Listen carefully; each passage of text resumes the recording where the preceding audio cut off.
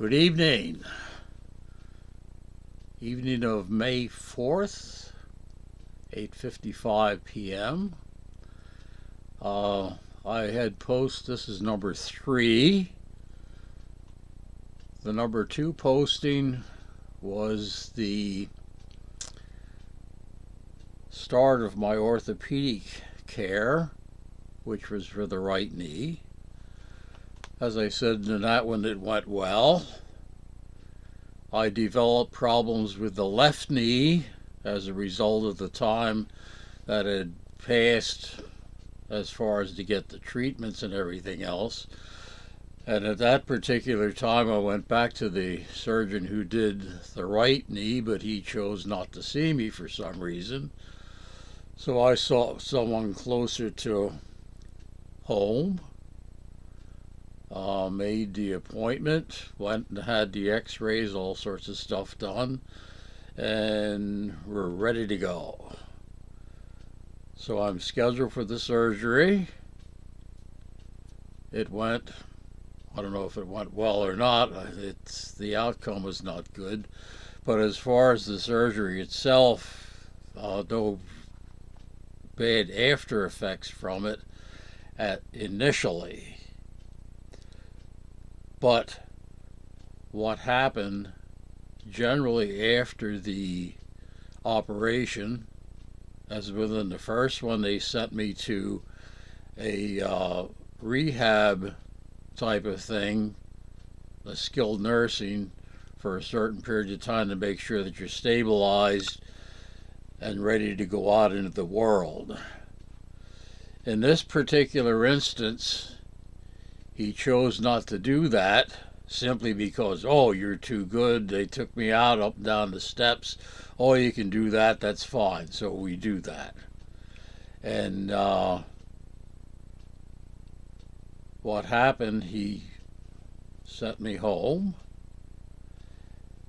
And I was back in a couple days later as far as through the emergency room because I had complications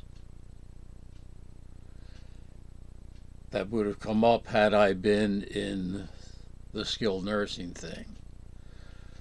So what happened, we end up in the emergency room several times, and what happened, I complained to the CMS thing as far as not getting the skilled nursing. And I go home. I had some sort of home care for a little bit, and then they put me into the outpatient physical therapy. And 42 days after they discharged me from the hospital, I end up with a notation that I am qualified for the skilled nursing, but by that time I'm part the way through the outpatient physical therapy, and it would do me no good. So we get back, and things are going reasonably well, but eventually, after I think it was 12 or 13 months, I started to have problems with the left knee. And as a result of that, I didn't feel like it was in my best interest to go back to see the guy because he was not very pleasant as far as bedside manner and everything. It was rather crude. So I did not go back to him. I sought help elsewhere and was bounced back and forth. I went to another practice, and they aspirated the joint to see if there was an infection or not. And I got the results of that, and the number was it was skyrocketed. It was way out of kilter, but they didn't say anything about that. It was just, well, and then you go on from that. So it took me from the time that I had the surgery done, going through all the complications and stuff, it was 2 years until I got a hold of someone who looked at me, explained what was going on,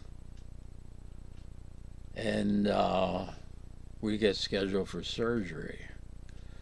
So what had happened when the joint was implanted, they had not balanced the ligaments, and possibly from the bone cuts, when they do the implant, from what I gathered, there's 5 bone cuts that they make in order to set the implant in.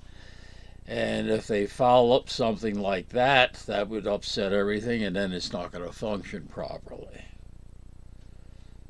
So that's where we are right at this moment. I'm finally set up with an orthopedic group, hopefully better than what I had been associated with, and they're going to solve my problems for me. So that's it for that one. We will see in the next episode what goes on, and it gets very interesting. This is just the start of the nightmare.